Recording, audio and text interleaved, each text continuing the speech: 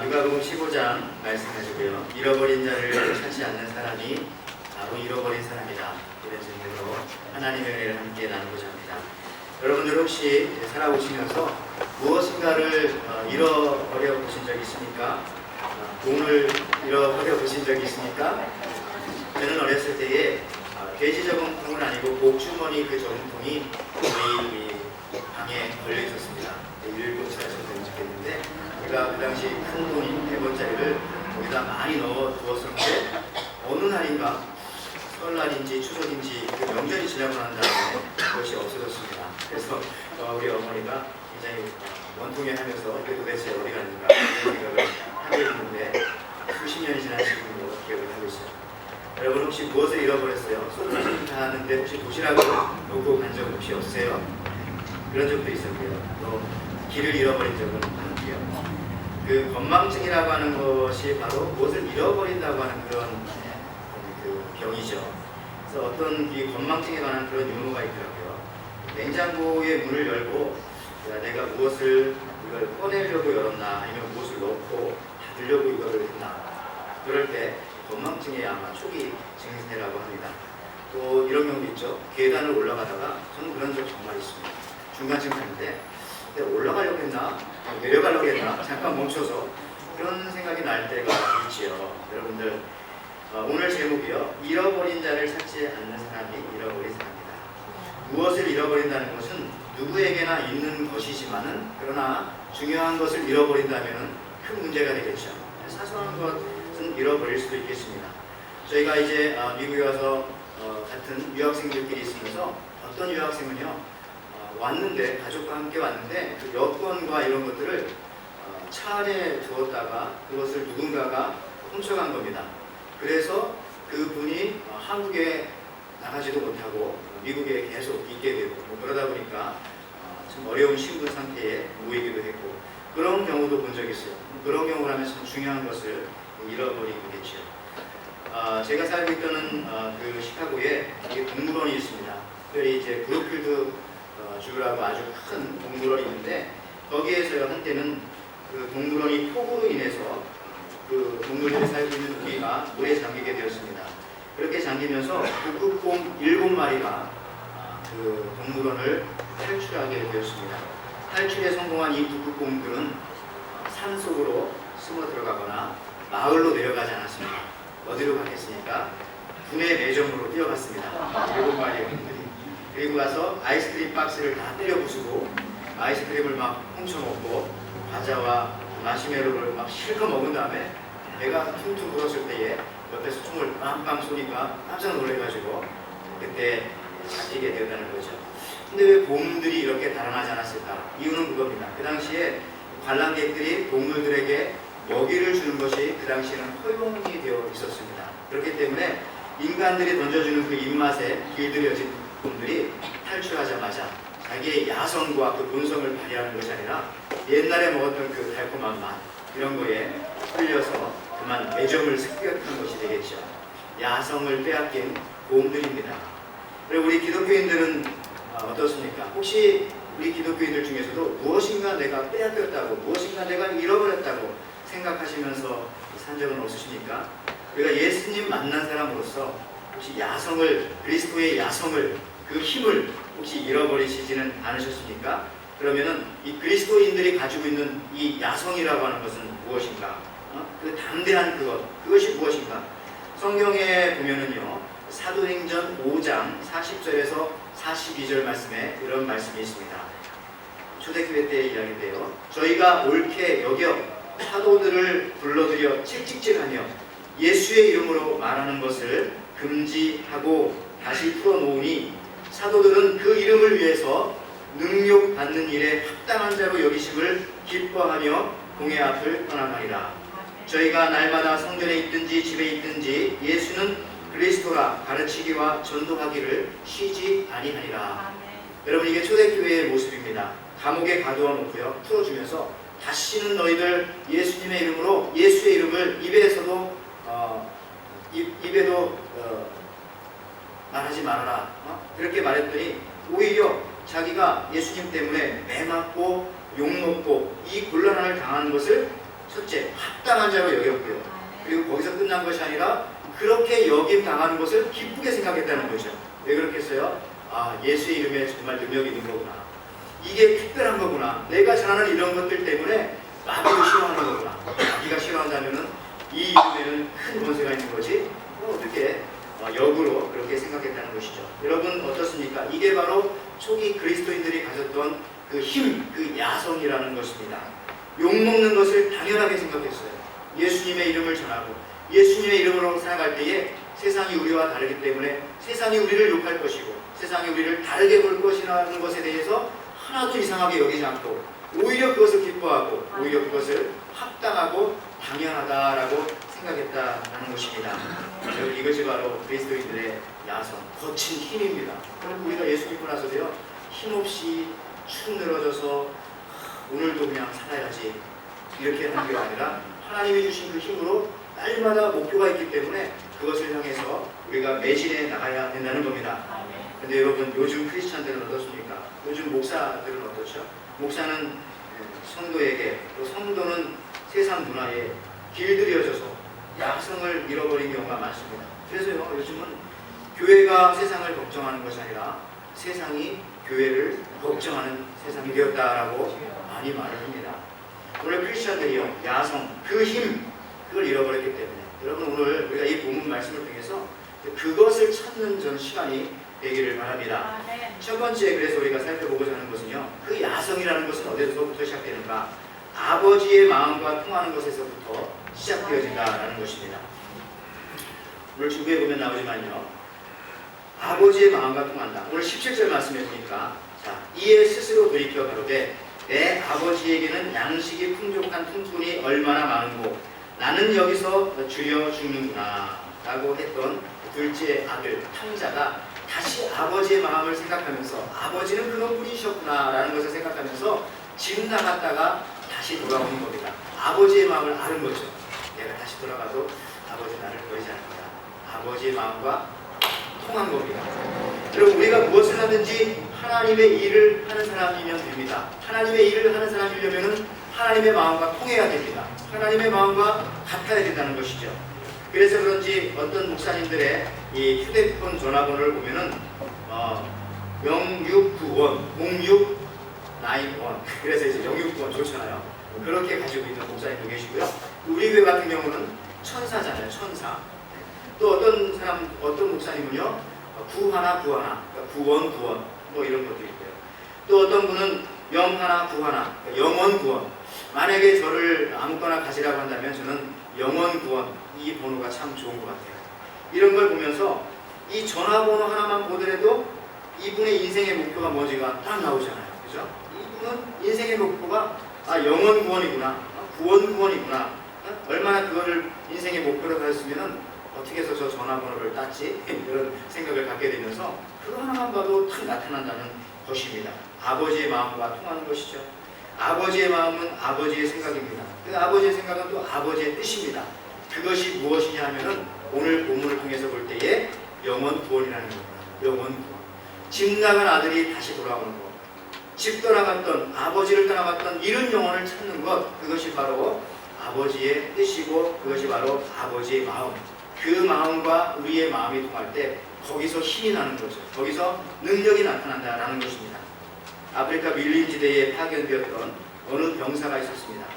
그가 소속되어 있던 부대가 밀림 한가운데 가서 그만 적들에게 포위를 당하고 많은 군인들이 다 죽었어요. 그리고 한 사람이 남았죠. 다 전멸되고 난 다음에 모든 사람들이 다 죽었을 것이라고 영국에서는 그렇게 생각을 했습니다. 근데 놀랍게도 6개월이 지난 다음에 한 병사가 홀불 단신으로 자기 한 몸으로 그 밀림과 정글을 헤쳐나와서 구조가 되었습니다. 발견했던 사람들은 그의 모습을 보니까 한 손에 지도를 딱 들고 있었습니다. 지도를. 그래서 사람들은 생각했죠. 저 사람이 밀림 지도를 갖고 있었기 때문에, 정글에 관한 지도를 갖고 있었기 때문에 살아난 것이구나 생각했어요. 그러면서 그 손에 잡혀있던 지도를 꺼내서 딱 펼쳐봤더니 정글 지도가 아니라 무슨 지도였는가 하면은 영국 지하철 지도였다는 겁니다. 이게 무슨 얘기죠?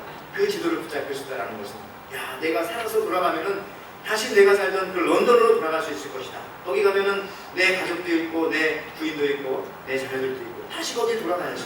응? 여러분 삶의 의미죠. 그 지도가 삶의 의미. 삶의 의미를 되새기면서 그 위험한 밀림을 헤치고 나올 수 있었다는 것이죠. 또 마찬가지로 인생에 있어서 가장 가치 있는 일, 그 일 한 가지만 잡으면요 우리 인생은 절대로 무너지지 않습니다. 내가 살아가면서 이거 하나만큼은 해야 할 일이다 라고 생각하면서 그 일을 한다면은 우리 인생이 얼마나 기쁘고 가치가 있고 누가 뭐라고 해도 흔들리지 않죠. 거기서 막 힘이 막 펄펄 나오지 않겠습니다. 돈 중요하죠. 건강 중요하죠. 자녀의 성공 중요하죠. 그러나 여러분들 다 중요하지만요 사실은 사람이 중요합니다. 근데 사람 중에서도 뭐가 중요하냐면은 사람의 육신과 육체도 중요하지만은 사람의 사실은 영혼이 중요하죠. 그래서 오늘 본문에 있는 것처럼 영혼 구원이라는 것, 그죠? 이것이 바로 가장 중요한 것이다. 다른 사람 영혼을 구원시키는 것, 이것이야말로 우리 크리스찬들에게 하나님께서 주신 가장 가치 있는 일, 모든 걸 다 이뤄도 해야 할 그 일이라는 것입니다. 우리가 송구영신 예배에 지나오면서 여러분들 새해 결심을 적어내는 카드를 그때 드렸잖아요. 거기다 무엇을 다 여러분 적으셨을 거예요. 다 가지고 계셨을 거예요. 혹시 거기 빈칸이 남아있다면 빈칸이 없다면 오히려 그 빈칸 맨 위에다가 내가 영혼 구원하겠다. 올 1년 나가도록 한 사람은 내가 구원해보겠다. 이게 바로 하나님 아버지가 원하는 건데 나도 그 마음과 한번 통해서 올 1년, 아니 1년 힘들면 내 평생이라도 그렇게 살아가야겠다 라고 한번 여러분들 다시 적어보는 건 어떻습니까? 아니면 저기 힘들면 그냥 그 넘버를 쓰세요. 0191 해가지고 그걸 다 써가지고 갖고 다니시는 건 좋겠습니다. 개인뿐만 아니라 교회도 마찬가지라는 겁니다. 지금 1월 둘째 주기 때문에 제가 이런 말씀을 함께 나누고 있는 거죠. 우리 교회도요. 지난주에 우리가 오직 예수였습니다. 맞습니다. 그 표. 근데 오직 예수라면은 오직 예수께서 원하시는 걸 해야죠. 아버지의 마음과 통하는 오직 예수님께서 원하시는 것. 그게 무엇입니까? 바로 영원 구원하는 것. 예수님께서 이 땅에 오직 예수님께서 이 땅에 왜 오셨습니까? 누가복음 19장 10절 말씀에 보면은 분명하게 이렇게 기록되어 있습니다. 인자가 온 것은 잃어버린 자를 찾아 구원하려 함이니라. 누가복음 19장 10절. 인자가 온 것은 잃어버린 자를 찾아 구원하려 함이니라. 여러분 여기에 맞게 우리가 우리 교회의 목표도 정해야 된다는 거죠. 교회에 부흥하는 거 좋습니다. 교회 성장하는 거 좋습니다. 뭐 어떤 분들은 교회 성장을 나쁘게도 얘기해요. 그러니까 이제 질적 성장을 해야 된다. 그렇게 말하죠. 맞죠? 교회는 질적으로도 성장해야 되고 양적으로도 성장해야 됩니다. 그러나 교회 성장이라고 하는 그 목표만 붙여놓고 교회가 뛴다면요 나중에는 지치게 됩니다. 성장 안 될 수도 있거든요. 그러면 다 지치고 하나님은 없는가 보다 이렇게 결론이 나면 어떡하려고요. 여러분 교회 성장도 중요하지만 교회를 성장하려면 교회 성장을 목표로 두면 안 됩니다. 하나님께서 원하시는 그것을 목표로 두어질 때에 교회 성장은 자연스럽게 이루어지는 것인데 그 목표가 무엇이냐? 바로 영원 구원이라는 것이죠. 영원 구원을 목표로 놓고 우리가 살아갈 때에 교회는 자연스럽게 건강하게 되어지고 질적으로도 성장하게 되어지고 허락하신다면 양적으로도 성장하게 되어진다는 겁니다. 건강이 여러분 그렇죠. 인간도 그렇잖아요. 건강이 목표가 되면 안 됩니다. 사람도요. 저는 그런 경우 많이 봤죠. 건강이 인생의 목표인 것처럼 살아가시는 분들 계세요. 그러니까 건강을 위해서 열심히 운동하다가 결국은 운동하다가 돌아가세요. 심장마비로. 그런 경우는 정말 많습니다. 건강을 지키려고 좋은 보약 사드세요. 그런데 간이 그 보약을 이기지 못하고 간이 앞에서 돌아가시는 경우도 많습니다. 보양식을 드시다가 결국 여러분 건강을 지키려면요 건강을 목표로 살아가면 안 되는 겁니다. 오히려 어떤 사명을 가지고 살아간다면은 아마 그 인생이 건강할 수도 있겠어요. 마치 리빙스턴처럼. 리빙스턴은요 그 아프리카에 선교사로 갔다가 사실은 활 하나가 사자한테 뜯겨먹었어요. 근데 그분이 그런 얘기했어요. 사명자는 죽지 않는다. 그게 이제 그분이 한 얘기죠. 안 죽었어요. 안 죽었어요. 팔이 뜯겨져 나갔지만 끝까지 자기 사명 감당했고요. 하나님께서 원하신다면 내가 병들어도 죽지 않는다. 건강해도 죽지 않지만은 죽을 병 걸려도 안 죽는 겁니다. 그런 믿음 가지고 살다 보니까 건강하게 살아가는 거죠. 육신은 연약하지만 영혼이 건강하다 보니까 어쨌든 그 사명을 다 완수한다는 거죠. 그럼 공부도 그래요. 공부도. 저도 이제 자식을 두어서 알지만 공부도 그렇지 않습니까? 공부도 공부가 목표가 되면 안 되죠. 그죠? 공부가 목표가 되어서 공부한 애들은요, 공부에서 남주지 않습니다. 공부에서 자기만 갖고 있고 다른 사람들을 괴롭히면서 지배하면서 그 후에 군림하면서 살아가는 경우도 많고, 공부 잘하는 자식이 부모 안 찾아보는 경우 얼마나 많습니까? 공부만 목표로 돼서 공부를 시켰기 때문에 그렇습니다. 그게 목표가 되면 안 되죠. 공부를 잘해야 되겠지만 그걸 뛰어넘어서 더 본질적인 목표가 있다는 것을 아이들한테 가르쳐 줘야 된다는 거죠. 공부에서 그러니까 책이 좋아서 공부한다, 이거 괜찮아요. 책은 언제든지 있으니까. 그렇죠?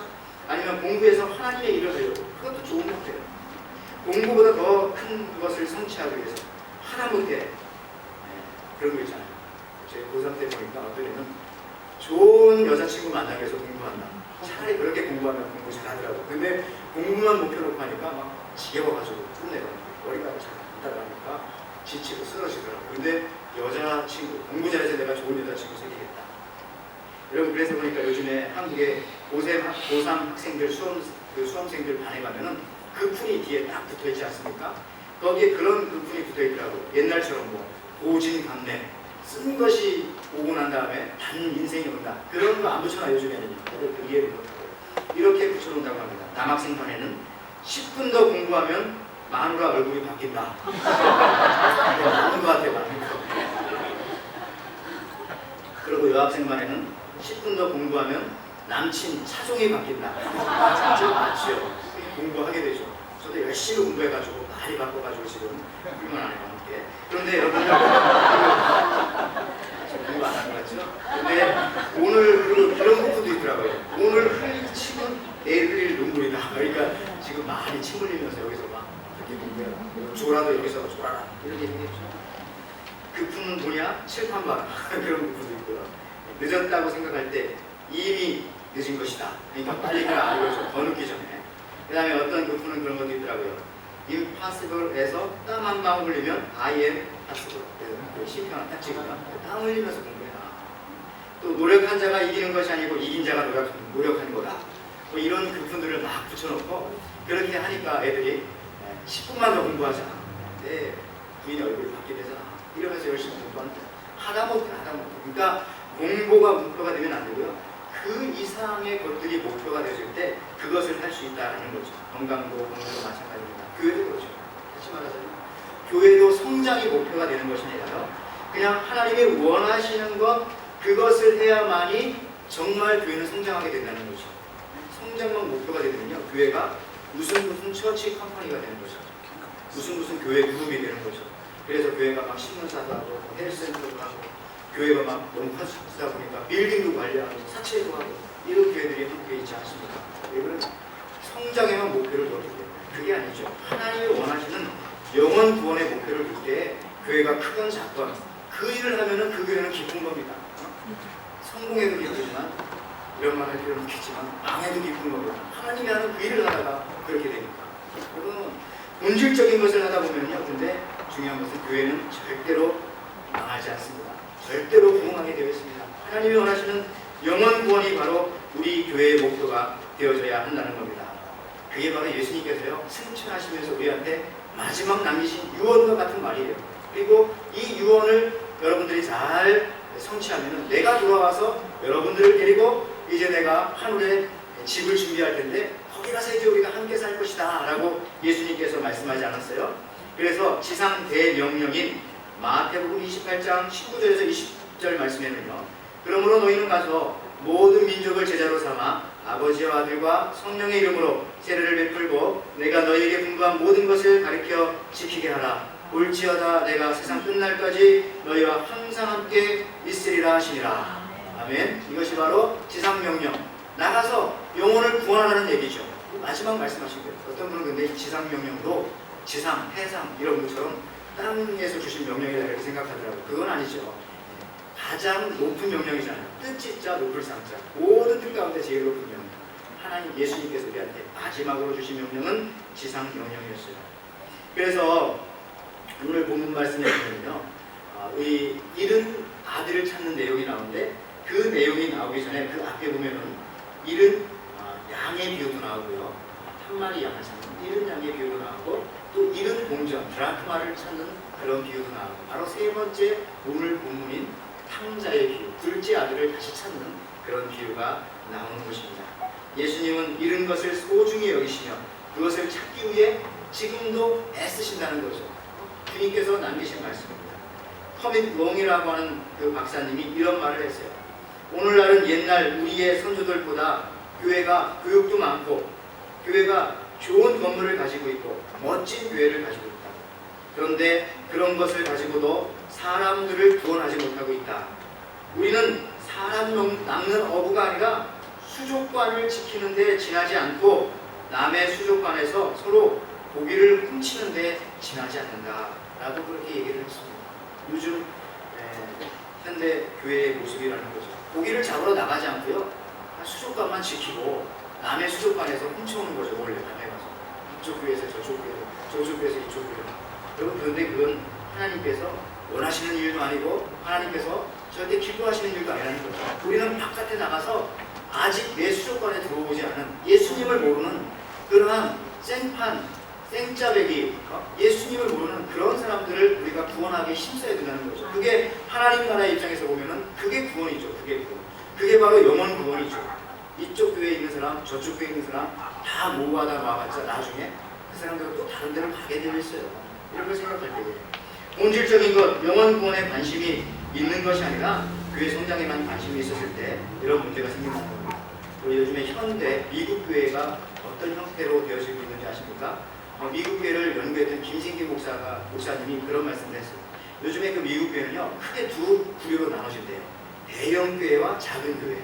이 말인즉슨 중형 교회는 없어진다는 거예요. 중형 교회. 그러니까 아주 크든지 아주 작든지, 큰 교회는 자기의 그 영향력을 가지고 그 사회에 끼치는 그 임팩트, 영향력을 가지고 교회가 성장한다는 거예요. 그러니까 교회가 크니까 사회에 여러 가지 그 공헌을 하는 거죠. 컨트리뷰션을 하면서 어떤 그 예수님의 그런 능력을, 살아계심을 보여줘요. 그런데 이제 작은 교회는 친밀감, 자기들끼리 친하게 지내고 거기 안에서 또 예수님의 사랑을 나누고, 그러니까 교회가 크든지 작든지 중형 교회가 자꾸 없어진다 그런 얘기를 합니다. 그러면서 미국 교회에서요, 출석 교인이 2,000명 이상인 교회를 대형 교회로 분류를 한다고 합니다. 지금 현재 미국에는요 35만 교회 정도가 있어요. 근데 그 중에 1,400교회가 교인 수가 2,000명이 넘는 그런 대형 교회라고 합니다. 근데 이런 대형 교회는요, 놀랍게도 최근 개척한 지 5년 내지 10년 만에 성도가 뭐 1만 명이 넘는 그런 교회들도 많이 나타나고 있다고 하는데, 그런 대형 교회 목회자들은 한 곳에서 한 10년 정도 그렇게 목회를 하고, 그 대형 교회 담임 목회자들의 그 평균 연령이 한 51살 정도, 옛날보다 좀 많이 줄어들었고. 근데 더 중요한 것은 무엇이냐, 이러한 대형 교회들이 가면 갈수록 어디에 집중하는가 하면은 영원 구원에 집중한다는 거. 미국에 참 좋은 현상이죠. 영원 구원에 집중한다. 반대로 얘기하자면요, 영원 구원에 집중했던 그런 교회들이 부흥하게 된다라는 것이죠. 그래서 이런 교회들은요, 프로그램을 매우 단순화시킨대요. 교회에 이런 일도 하고 저런 일도 하고 막 그런 게 아니라 무엇을 하든지 다 영원 구원하는 일에 집중하는 거예요. 모든 시간들을 거기에다가 최대한 쓰는 거죠. 다른 데 쓰는 것이 아니라. 그러다 보니까 그 대표적인 미국의 대형 교회가요, 라스베가스의 라스베가스 커뮤니티 처치가 있고요, 또 인터내셔널 락 처치가 있고, 또 하이 데저트 처치가 있고, 이런 교회들이 많이 있는데, 이런 교회들이 막 1만 명 이상 모인대요. 근데 그 놀라운 것은 그런 교회들이 50% 이상이 그 교회 성도들을 조사해보면요, 50% 이상이 그 교회에서 처음으로 예수님을 만난다는 거예요. 그 교회에서. 이게 이제 놀라운 거죠. 그 중에 하이데저트 교회 같은 경우는요, 뉴 캘리포니아 그 하이데저트라고 하는 그 시리에 있는데, 그 도시 인구가 15만 명인 작은 소도시예요. 근데 이 하이데저트 교회에 다니는 사람이 1만 2천 명이래요. 그러니까 그 도시의 8%나 되는 사람이 이 교회에 출석한다는 거죠. 근데 또 놀라운 것은 아까도 말했지만 그 교회의 60% 이상의 성도들이 그 예수님을 만났다는 거죠. 처음으로 그 교회에서 복음을 접했다는 거죠. 그러니까 교회의 사명은 영원 구원입니다. 영원 구원에 집중하게 되면 하나님께서 그 교회를 건강하게 성장시켜 주시고 그 교회를 쓰신다는 거죠. 그 교회를 사용하신다는 겁니다. 하나님의 마음과 합했기 때문에. 그러면서 이 하이데저트 교회는요, 무려 8,000여 명이 1만 2천 명 중에 8,000여 명이 사역에 참여하고 있고, 사역에 이게 어떻게 가능할까? 아이들까지. 근데 이런 모두가 있는 거예요. 나를 통하여 누군가 예수님을 영접할 수 있다라고 하는 그런 자부심, 그런 생각을 갖고 일하기 때문에 12,000명 중에 8,000명이 일한다는 거죠. 우리 교회로 말하자면 지금 여기 있는 우리 교회 대부분 사람들이 뭐 다른 대단한 일을 하는 게 아니라 나 때문에 예수 믿는 사람들이 여기 올 수 있다. 나 때문에 예수 믿는 사람들이 여기 와서 예수님 만난다. 이런 생각을 가지고 우리가 살다 보면은 그게 바로 그의 부흥이고, 그게 바로 하나님의 뜻이고, 그게 바로 후회하지 않는 인생이 되어진다는 거죠. 아까 말씀드렸잖아요. 누가복음 19장 10절에 인자가 온 것은 잃어버린 양을 구원하고자 합니다. 자, 그러면은요, 우리가 왜 이렇게 영혼 구원에 힘써야 되는가? 두 번째는요, 집안에서 잃어버린 아들이 있기 때문에 그렇다는 거죠. 집안에서 잃어버린. 오늘 본문 말씀 22절 말씀해 보면요, 아버지는 종들에게 이르되 제일 좋은 옷을 내어다가 입히고 손에 가락지를 끼우고 발에 신을 신겨라. 또 26절 말씀에도 보면은 한 종을 불러 이 무슨 일인가 묻는데 이런 말씀이 있고, 29절 말씀에는요, 아버지께 대답하여 가로되 내가 여러 해 아버지를 섬겨 명을 어김이 없거늘 내게는 염소 새끼라도 주어 나와 내 것으로 즐기게 한 일이 없더이다. 뭐 이런 말씀들이 나오는데, 오늘 탕자의 비유 제가 다 설명하지 않아도 아시잖아요. 돌아온 탕자라고도 하고, 뭐 줄여서 뭐 돌탕이라고도 하고, 그런 제목을 붙이지 않습니까? 이 비유만큼 성경에서 하나님의 마음을 잘 나타내는 비유가 없는 것 같아요. 둘째 아들이 집을 나갔죠. 오늘 성경에 보니까 나갈 때 뭐라고 했습니까? 아버지 제 몫을 좀 주십시오. 이것은 이스라엘 풍속에 있어서는요, 아주 네 가지 없는 짓이에요. 네 가지 없는 짓. 왜 그러냐면은 이스라엘은요, 아버지가 돌아가셔야 그때 재산이 상속이 되어지는 거죠. 근데 살아있는 아버지한테 가서 이 둘째 아들이 아버지 제 몫을 주십시오. 이 얘기는 아버지 돌아가세요. 죽으세요. 이 얘기와 다를 바가 없는 거죠. 그런데도 불구하고 아버지는 이 아들에게 자기의 몫을 주었어요. 그러니까 이 둘째 아들이 자기 몫을 가지고 오늘 본문에 보니까 먼 나라에 가서 화랑방탕했다는 거죠. 근데 그 나라에 기근이 닥쳤고 더 이상 어떻게 할 수가 없어요. 마지막에 그가 여기저기 쫓기다가 돼지 치는 일을 하게 되었고, 그 당시 유태인들은 도저히 그 돼지 치는 일을 하면 안 되잖아요. 부정한 일입니다. 근데 그거라도 했어요. 근데 그걸 치면서 그 돼지 치는 그 주인이 아마 조금 마음이 나빴는지 세경을 주지 않고 그 돼지 먹는 음식을 줬는데 그것도 제대로 주지 않았다는 거죠. 쥐 없는 나무. 근데 그것이 떨어지니까 그제서 이제 내가 죽었구나. 그러면서 이 아들이 야, 이제 죽자 이렇게 마음 먹지 않았다는 게 다행이에요. 아버지 집으로 돌아가자. 맞아. 내게는 아버지 집이 있지? 라는 이 생각을 오늘 본문에 보니까 스스로 생각했다고 말합니다. 17절에 이에 스스로 생각하는데 내 아버지 집에는 양식을 얻는 많은 품꾼들이 있지, 그 중에 한 사람이 좀 되어야 되겠다. 그렇게라도 되어야 되겠다. 그리고 스스로 생각했다라는 이 말씀 속에서는요, 누가 억지로 시켰다는 게 아니에요. 그냥 그 생각이 탁 떠오른 겁니다. 여러분, 우리가 신앙생활 하다 보면 어떤 생각이 갑자기 탁 떠오른다는 것은 대부분 성령께서 주시는 생각이죠. 대부분, 그죠? 내가 노력해서 하는 게 아니라 뭘 하다 보니까 그냥 그 생각이 딱 떠올라요. 스스로 그 생각이 난 거죠. 아, 그렇지. 죽자가 아니라 아버지 집이 있지? 라고 생각하면서 아버지 집에 돌아가게 되었어요. 그래서 오늘 성경에 보니까 아버지가 이 둘째 아들이 돌아오는데 멀리서, 상거가 먼데 멀리서 그 아들이 점처럼 보였는데도 아버지가 늘 동구 밖에 나와서 기다렸나 봐요. 아, 저게 내 아들이구나. 저 걷는 모습 보니까 아버지가 먼저 달려가서 그 둘째 아들을 맞아들이고 또 신발을 신겨주고 손에 단지를 끼워주고, 그리고 그 아들을 위해서 살찐 소를 잡아서 잔치를 베풀었다 하는 이야기가 오늘 이야기인데, 여러분, 오늘 우리는 그 첫째 아들을 바라보는 것이 아니라 그 집에 있었던 또 다른 아들이 있죠. 둘째 아들을 보는 게 아니라 첫째 아들, 또 다른 아들, 큰 아들, 그 아들의 모습을 한번 보자는 겁니다.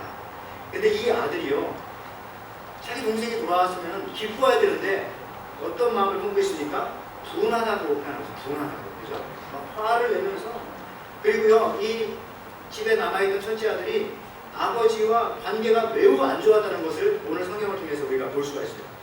아까 읽었던 제가 그 세 구절 통해서 보면요, 아버지와 관계가 안 좋았기 때문에 잔치 소리가 나고 막 음악 소리가 나고 하니까 이 첫째 아들이 바깥에서 일하다가 아버지한테 가서 물어보면 되잖아요. 집에 달려가면 되는데 누구한테 물어봅니까? 26절에 종에게 물어봤다고 합니다. 종을 불러서 야, 이게 무슨 일이냐 물어봤대요. 그 아버지하고 관계가 안 좋은 겁니다.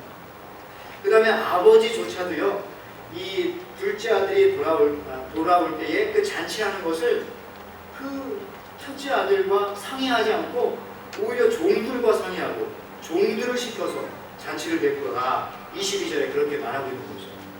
그러니까 이 남아있던 첫째 아들과 이 아버지와의 관계가 매우 안 좋은 것 같아요. 아니, 관계가 없는 것 같기도 합니다.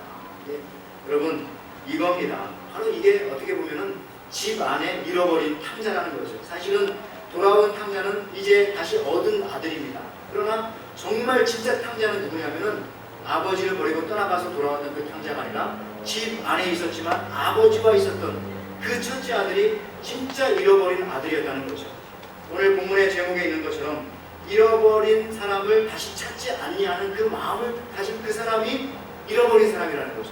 아버지의 마음을 갖지 않은 그 사람이 잃어버린 아버지로부터 잃어버린 사람이라는 겁니다.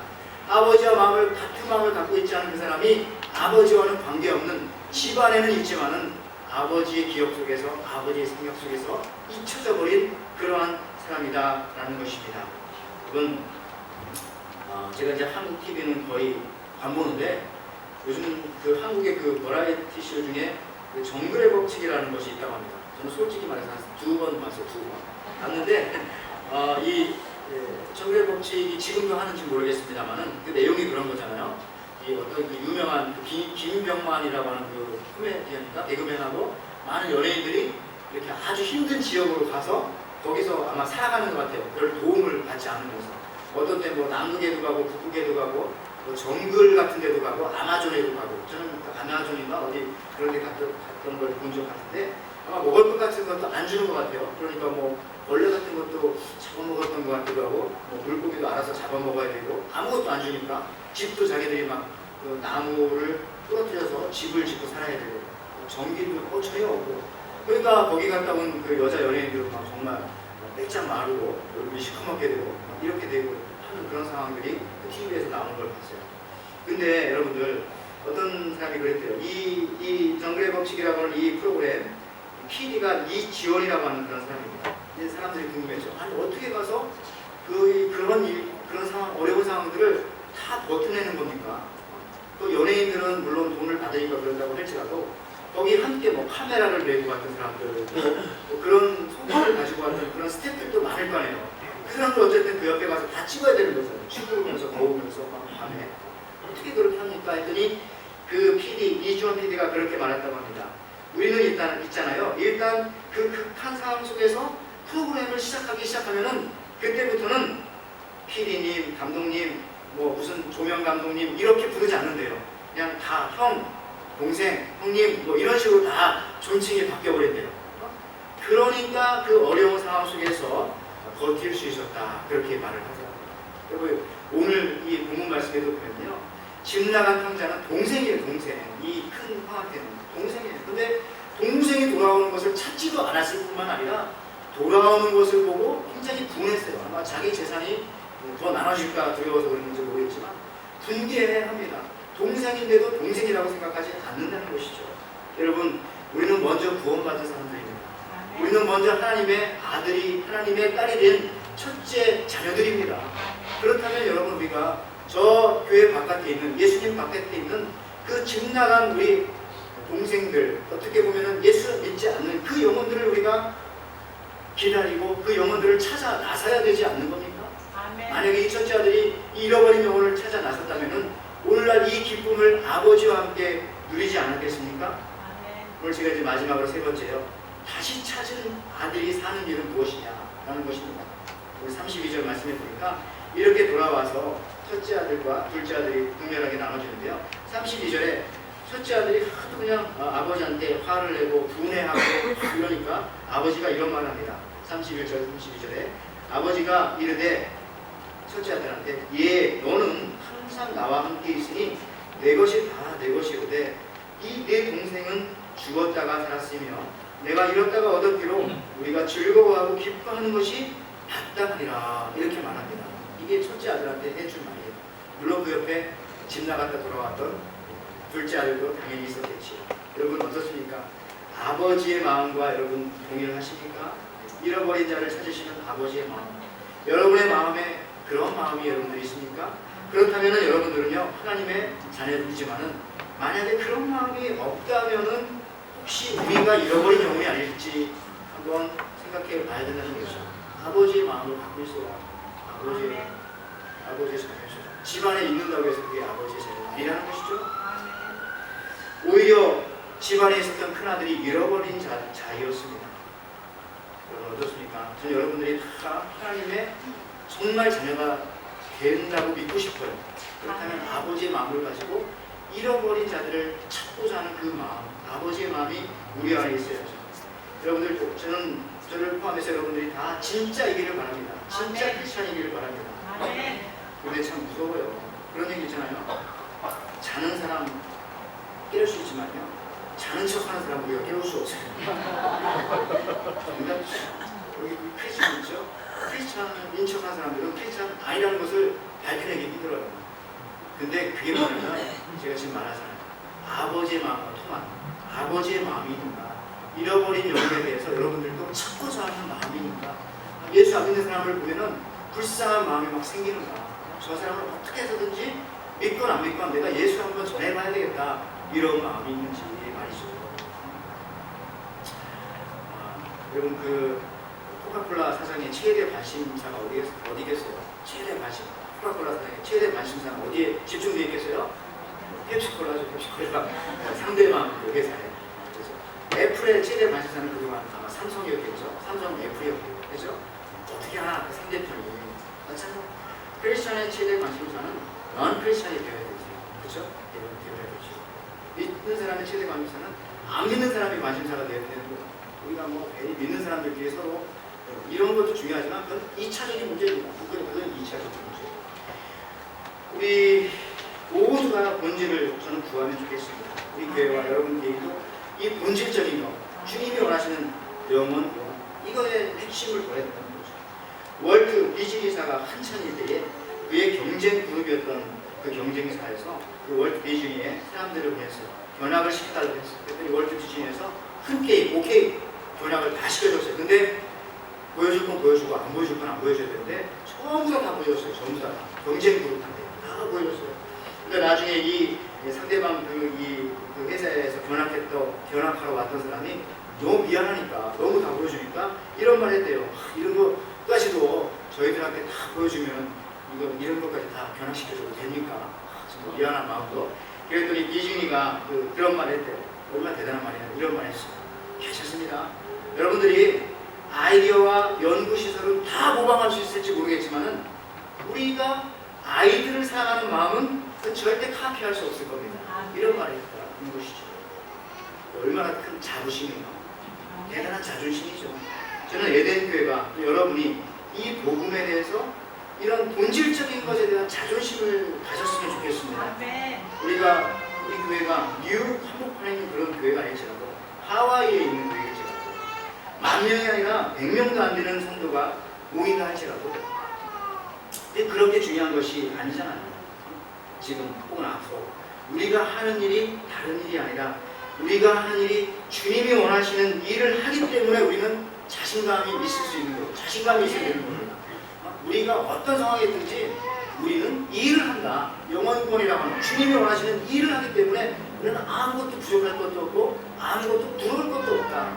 이러한 이 자신감, 이 야성, 여러분들 그럴 때 이 엄청난 자신감으로 이런 나아갈 때 우리가 정말 하나님이 원하시는 교회가 될 줄 믿습니다. 여러분 후회하지 않죠? 뭘 해도 후회하지 않아요. 성공해도 후회하지 않아요. 실패해도 후회하지 않아요. 왜? 우리는 해야 할 일을 하기 때문에. 나중에 하나님께서 다 계산해 주시고 다 판단해 주시고 착하고 잘했다 착하고 충성된 종 우리 에덴교회 성도들 그렇게 하나님께서 여러분들을 위로하시고 그렇게 축복해 주시고 있습니다. 이제 말씀을 마칩니다. 다니엘서 12장 3절 지혜 있는 자는 궁창의 빛과 같이 빛날 것이고 많은 사람을 옳은 대로 돌아오게 한 자는 별과 같이 영원토록 빛나리라. 이와 같은 귀한 축복을 받는 여러분들과 우리 에덴교회 그리고 2014년 우리 모든 삶이 되시기를 주님의 이름으로 축원을 드립니다. 하나님 감사합니다. 우리가 이와 같이 하나님의 마음 주님의 본질적인 것들 가장 원하시는 그것 하나만 하면서 일평생 살고 합니다. 이와 같은 것을 할 때에 우리가 넘어져도 괜찮고 쓰러져도 괜찮고 다시 일어날 것이며 어떤 절망과 좌절과 어떤 어둠이 세력이 몰려온다 할지라도 우리는 주님이 원하시는 그 일을 하기 때문에 다시 그 빛을 향하여 나아갈 것을 우리는 압니다. 하나님 우리에게 주시는 이 귀한 축복, 별과 같이 영원토록 빛나는 축복, 많은 사람을 옳은 대로 돌아오게 하는 것, 많은 사람들을 주님 앞에 돌아오게 하는 자에게 주시는 그 귀한 축복을 우리 에덴에 속한 모든 가정과 우리 에덴 교회가 누릴 수 있도록 주님 인도하여 주시고 그 아버지의 마음으로 한 해를 살아갈 수 있도록 도와주시옵소서. 감사드리며 예수님의 이름으로 기도하옵나이다.